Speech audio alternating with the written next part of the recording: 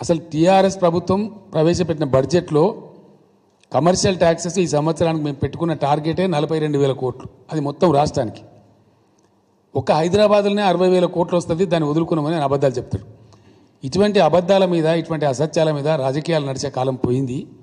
ప్రజలు వాస్తవాలు గమనిస్తారు.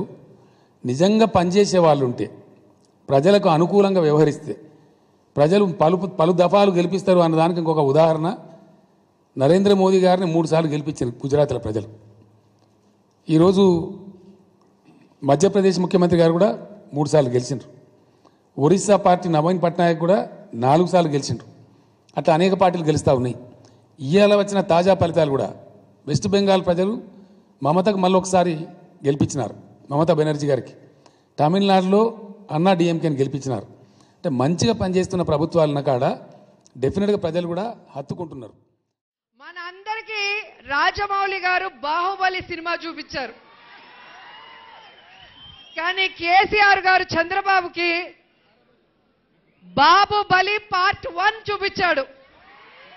ఆ పార్ట్ 1 ఆడియో టేపులకే ఆయన హైదరాబాద్ లో మూటా ముల్లా సర్దుకొని విజయవాడకి పారిపోయాడు.